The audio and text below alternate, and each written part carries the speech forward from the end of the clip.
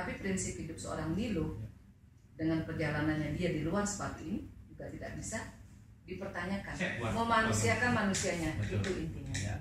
Maka be yourself, bangun prinsip hidupmu, bangun buku putih yang kamu punya, halamannya itu harus bersih, tidak ada penghapus, menjadi siapapun kamu nantinya, boleh dulu serahkan kepada kamu. So, siapa yang bisa menyetop pintu itu untuk saya? Mereka pesan saya adalah seperti pesan orang tua kepada anak. So, there's no nggak ada udang di balik batu gitu loh, bahasa pribahasanya gitu loh Mas. Tapi selama ini kan tidak ada satu kebijakan atau apapun yang menghalangi Mbok untuk beraktivitas di dunia akademik juga. Apakah pernah dialami misalnya karena Mbok terkenal dengan branding kritis, kemudian macam-macam lah begitu.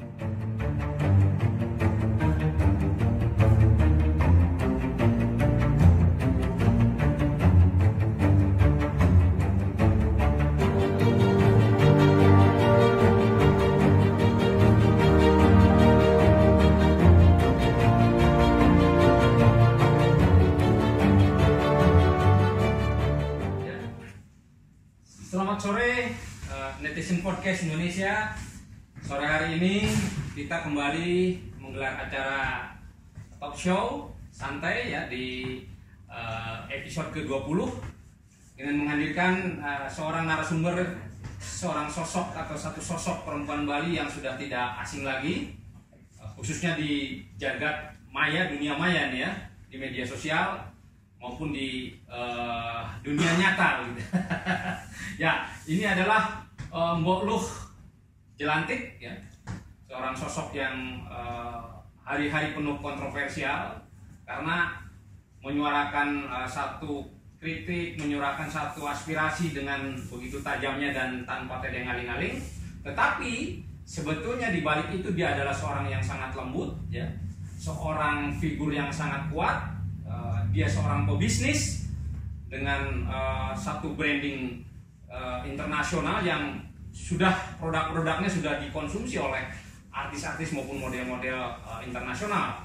Yang saya tahu itu Julia Roberts pernah menggunakan produknya, kemudian Robin Gibson, juga beberapa model dan artis-artis internasional lainnya.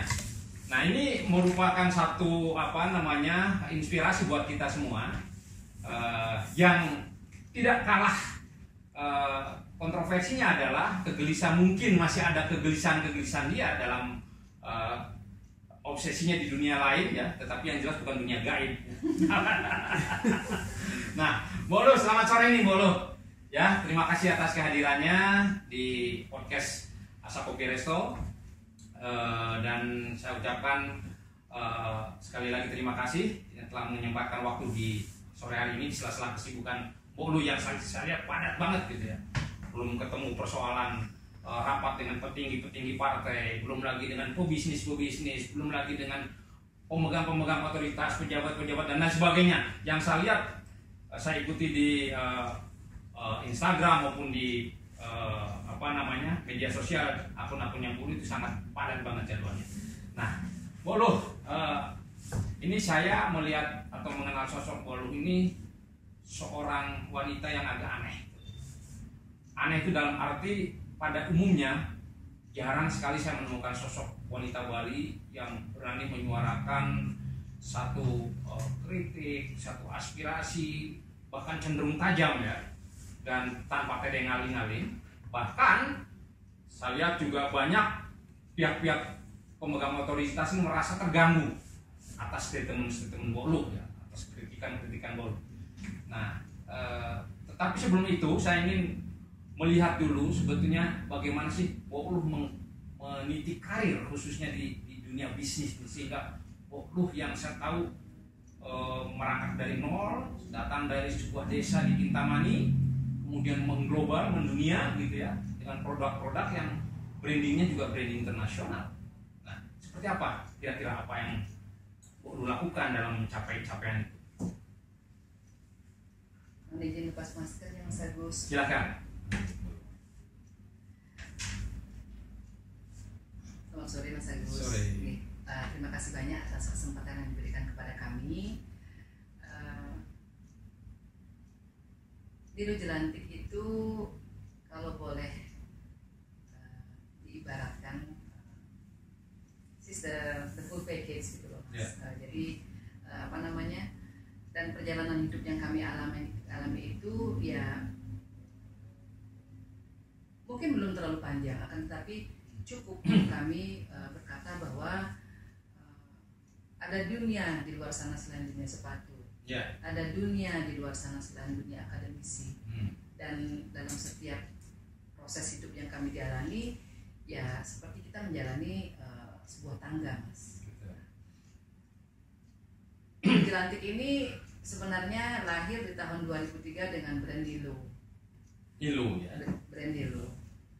Satu, brand ini lahir karena kegelisahan saya akan saat itu belum ada banyak karya anak bangsa yang dikenal secara internasional dan fokus kepada satu hal.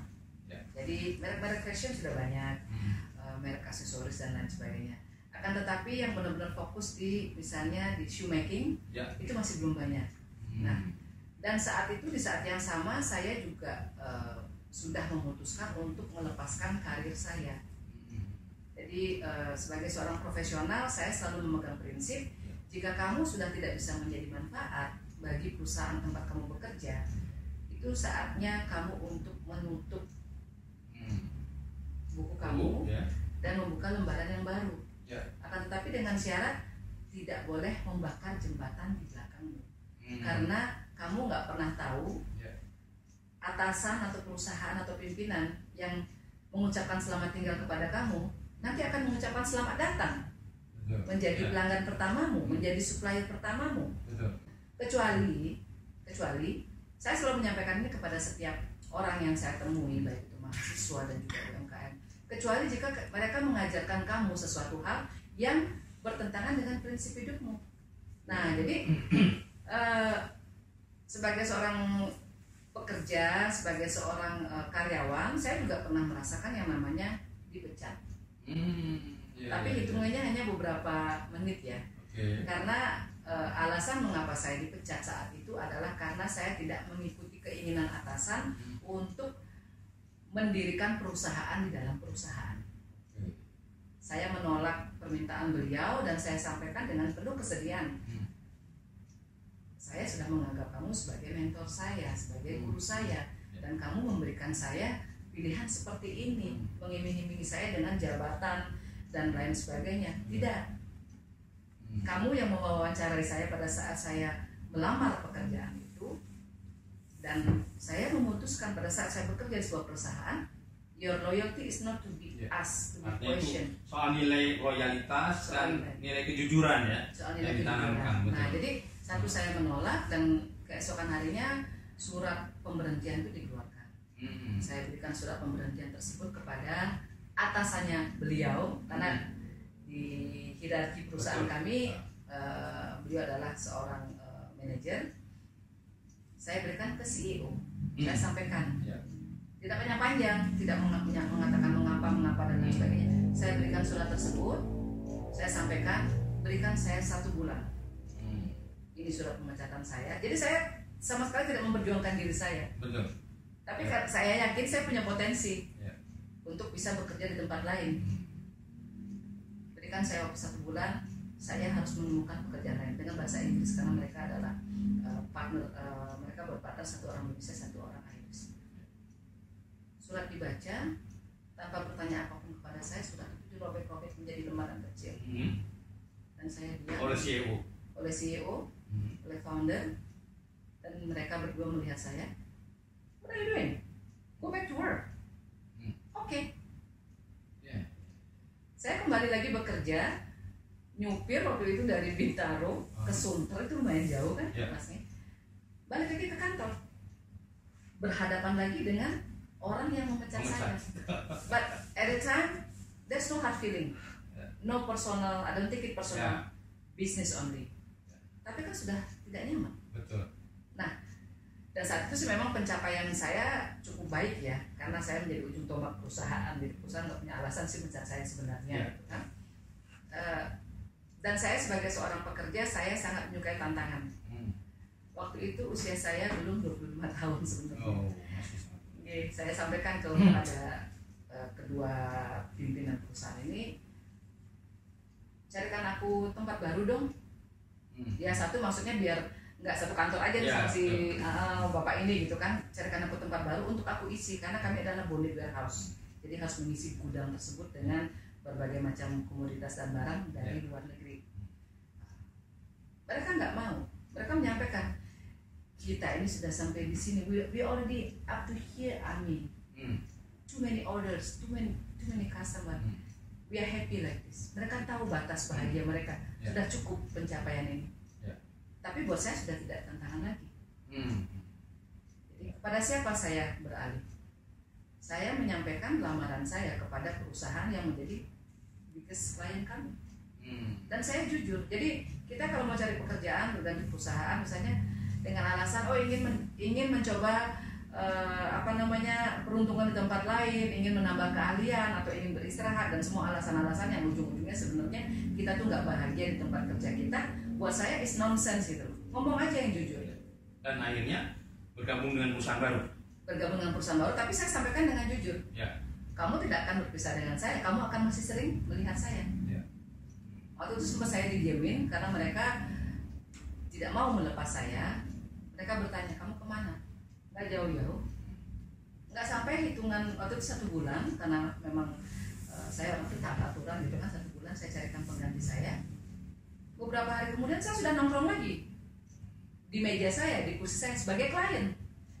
Jadi ini yang saya maksudkan, jangan pernah membakar jembatan yang ada di belakang kamu.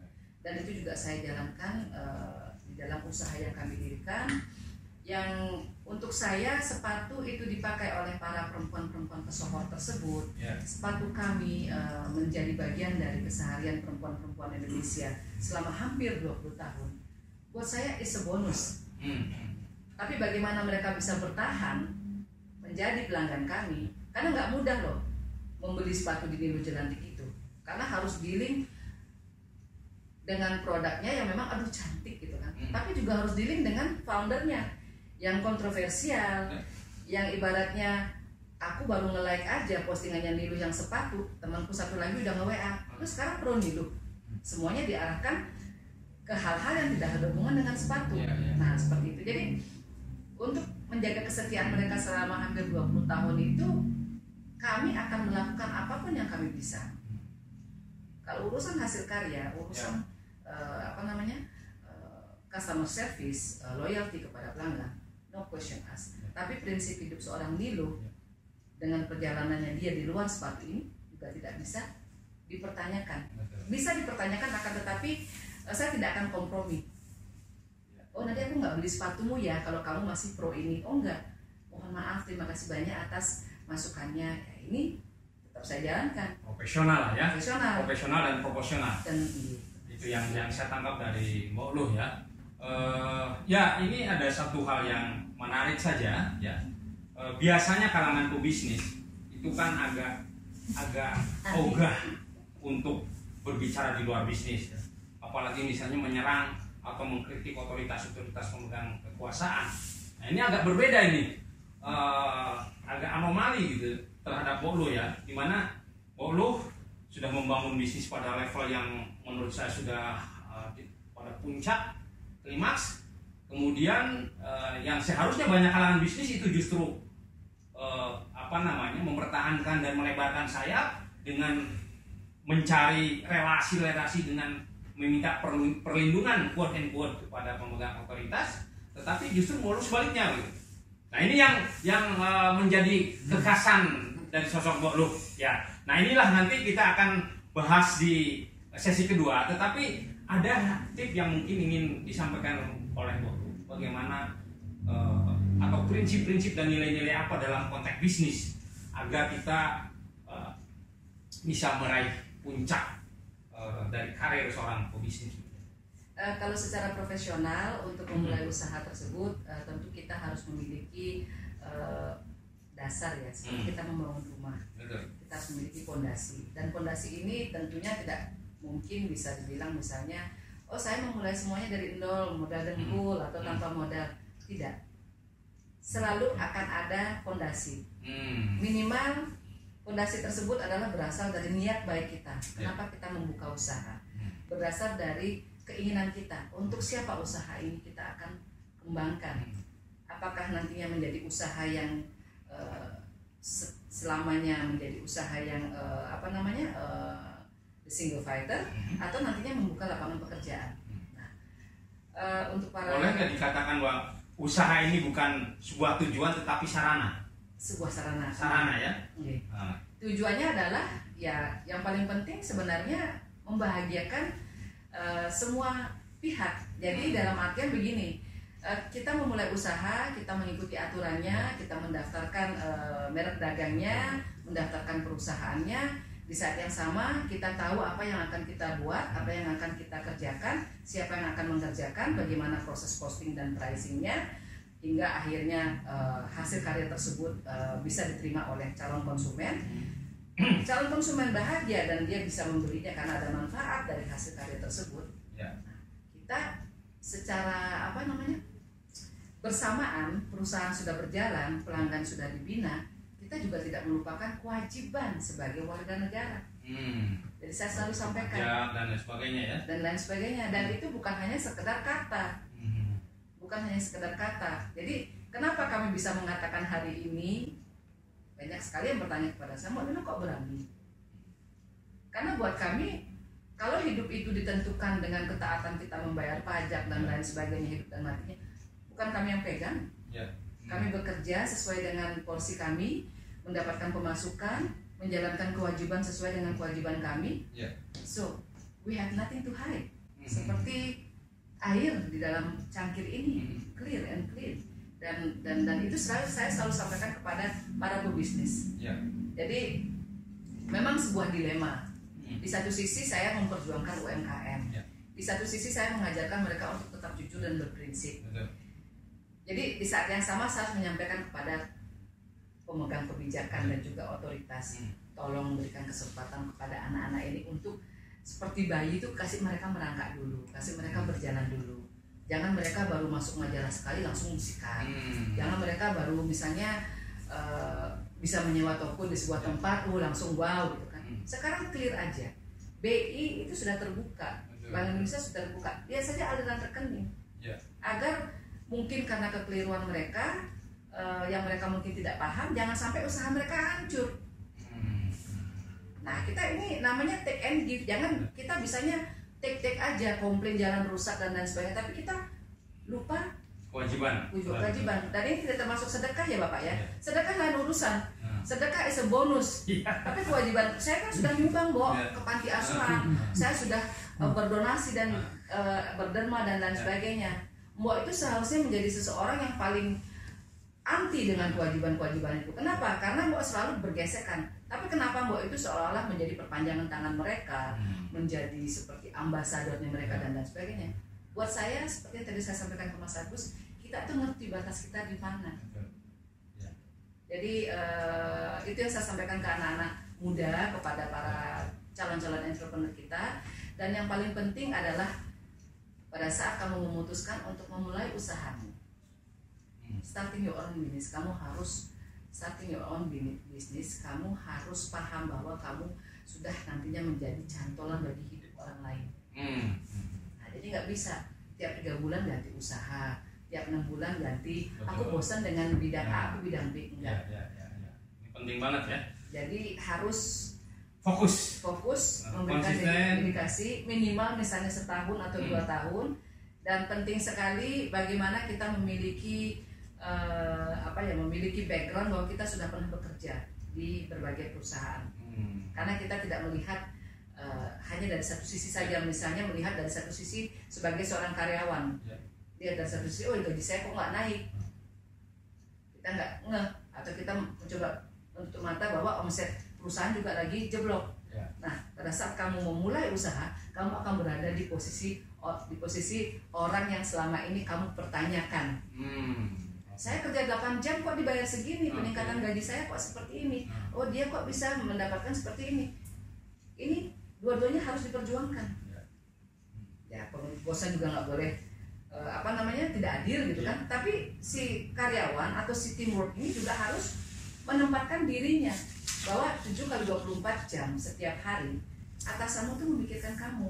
Artinya harus ada give and give, kemudian mungkin perusahaan menganggap karyawan ini sebagai aset, dan karyawan juga menganggap perusahaan sebagai aset buat memanusiakan manusianya. Betul. Itu intinya. Ya. Mas. Nah, oke, Mbok Luh, selain Panjang itu, ya Mas ya. Selain itu Mbok Luh saya dengar juga ngajar di mana-mana ya. Itu kalau boleh disebutkan di mana saja, kemudian bidang apa sih yang Mbok Luh ajarkan? Kalau tempat mengajarnya mungkin sekitar lebih daripada 50% kampus negeri ini. Jadi ada beberapa ratus plakat di ruangan workshop kami. Itu 8 meter, berapa tingkat itu full dengan plakat dan juga apresiasi dari setiap kampus. Dan tidak hanya di kampus saja, akan tapi juga institusi-institusi baik keuangan ataupun misalnya NGO dan corporate juga mengundang kami untuk berbagi dengan tim mereka, karena mereka ingin melihat sisi pandang yang berbeda dengan dunia korporasi yang mereka jalankan. Bisa saja perusahaan ini adalah perusahaan 100 Fortune company in the world. Akan tetapi bagaimana mereka menerima masukan seorang tukang sepatu yang terbelakang pendidikan keluarga. Nanti dikatnya saya, mohon maaf ya, saya diusir. Jadi bagaimana dan di dalam setiap ruangan tersebut saya selalu menyematkan penguatan bahwa pada dasarnya kita itu bersaudara loh, gitu kan. Nah, untuk itulah kenapa saya bisa misalnya mengunjungi adik-adik kita misalnya di Medan, ataupun mengunjungi adik-adik kami misalnya di Poso, sehingga Kalimantan, Pulau Jawa dan berinteraksi dengan mereka tanpa kita melihat adanya misalnya restriction, misalnya karena kami mengajarkan tentang pemasaran, digital marketing. Kadang-kadang akan ada sedikit pertanyaan dari mereka. Contohnya misalnya, Mbok, kami diajarkan misalnya kalau misalnya berbeda keyakinan nggak boleh jualan, Mbok. Gitu. Nah, saya sebagai kakaknya mereka, bagaimana saya harus menjawab? Bagaimana saya menjawab? Jawaban saya sangat sederhana. Siapapun yang mengatakan itu kepada kamu, untuk jadwal berikutnya seminar, nanti tolong ajak beliau. Kita bicara tentang digital marketing. Jadi kamu punya produk, hasil karya, kita bikin kostumnya, akan ada calon pembeli. Jendela itu kamu buka, bukan hanya dari Indonesia saja, seluruh dunia akan menikmati. So jadi put aside that kind of question, kita fokus kepada pengembangan hasil karya-karya. Nah, jadi itu yang saya sampaikan kepada mungkin sudah lebih daripada puluhan ribu ya Mas ya, mahasiswa kami, dan di saat yang sama tentu saya menyematkan pesan kebangsaan juga kepada mereka bahwa kami di Bali sangat menyayangi kalian, dan saya sangat berterima kasih mewakili rakyat Bali, karena tidak sering Mas gitu kan, tidak sering bagaimana seseorang yang ada di dalam sistem politik praktis juga berprofesi sebagai pegiat UMKM. Di satu sisi dia juga adalah seorang aktivis perempuan, tapi di saat yang sama kami tanpa segan-segan diundang oleh ratusan kampus tersebut. Mereka tentu punya alasan, because berdasarkan pandangan orang awam, kampus itu seharusnya steril dari politik. Betul. Ya. Akan tetapi kenapa Nilo Jelantik diundang? Menjadi satu-satunya pembicara yang paling banyak jadwal mengajarnya justru pada saat masa-masa kampanye, misalnya pada saat masa-masa pemilihan pilkada ataupun pemilihan legislatif. Tapi kan sebetulnya tidak ada korelasi antara kegiatan belajar mengajar di kampus dengan persoalan politik mungkin yang boleh ikuti. Karena mungkin sebelumnya mungkin banyak atau ada beberapa mungkin orang yang menganggap bahwa ini adalah suara yang seksi. Oh, kampus 10.000, 20.000 gitu kan, mungkin ya Mas ya. Nah, jadi mereka juga menutup pintunya. Kalau misalnya ada acara-acara misalnya yang identik misalnya dengan si A sebagai seorang politisi, oh jangan masuk ke kampus saya. Tapi akan ada komplain, saya nggak boleh masuk, kenapa Nido Jelanti waiting list tuh?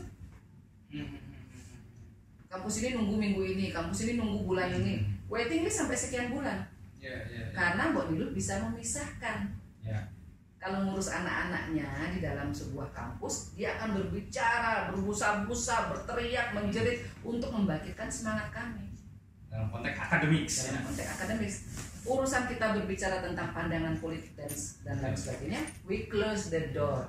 And we still discuss loh Mas. Kita discuss, didatangi rektor, dekan dan lain sebagainya. No, apa namanya? Ya memang kita tidak expose ya Mas ya.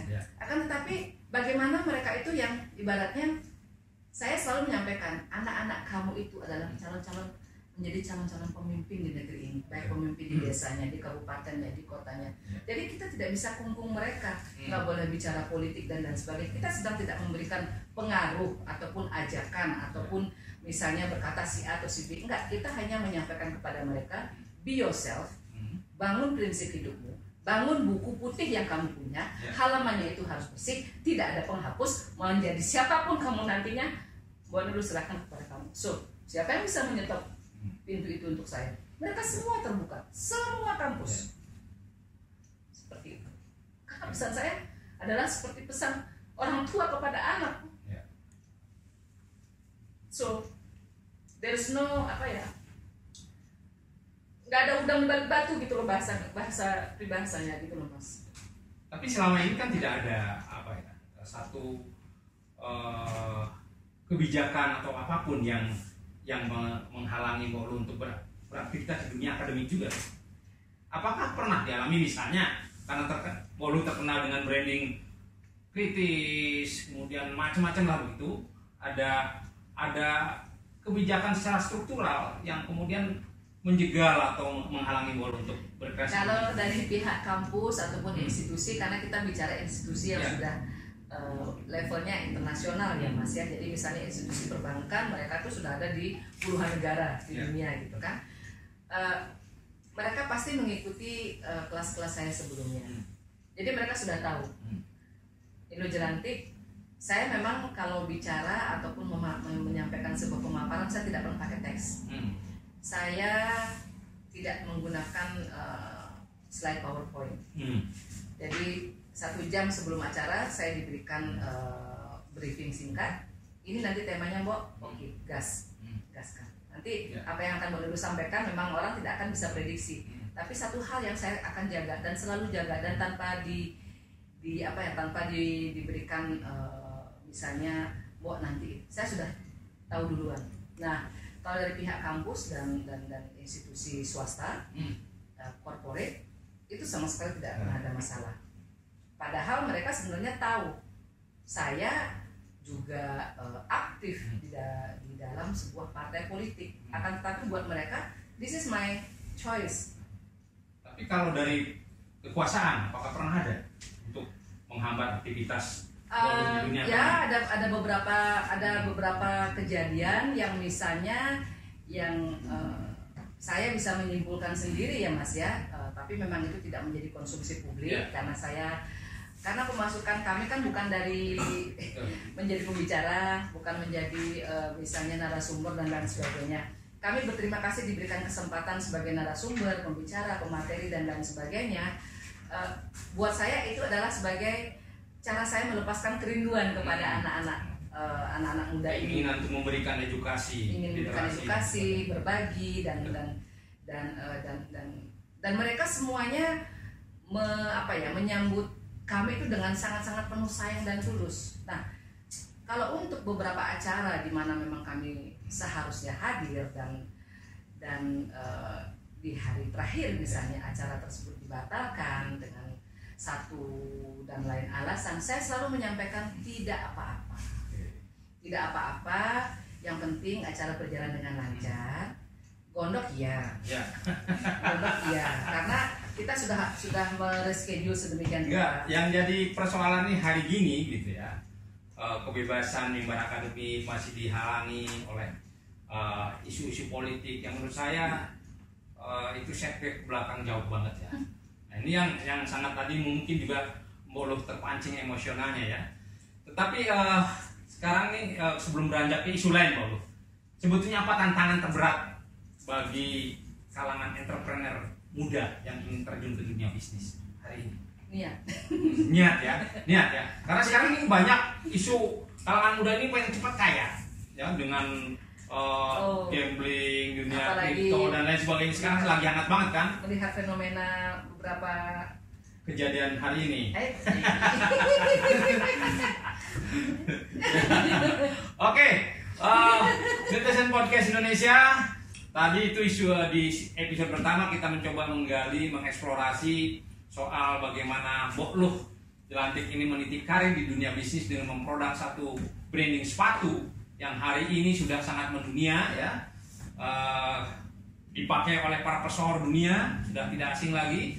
Tetapi mungkin masih ada obsesi-obsesi lain, ada keinginan-keinginan lain Mbok Luh di luar dunia bisnis. Nah ini yang paling menarik ini, karena justru hari ini Mbok Luh itu dikenalnya dari sosok di luar bisnis nih.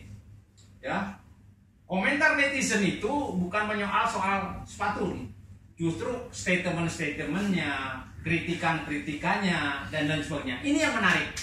Ya, oke, kita akan lanjut di sesi kedua persoalan ini. Ya, Siap. Kita break dulu.